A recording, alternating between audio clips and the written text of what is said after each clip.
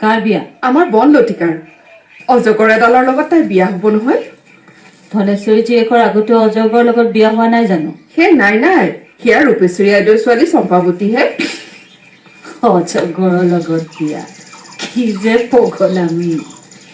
বনে কৈ পঠিয়াইছে তেজীমলা নগলে হেনো তাই বিয়াতে নবহে। শশীকলৈ ইমান টান নে? বিয়ালৈ যাবি নেকি আইজনী?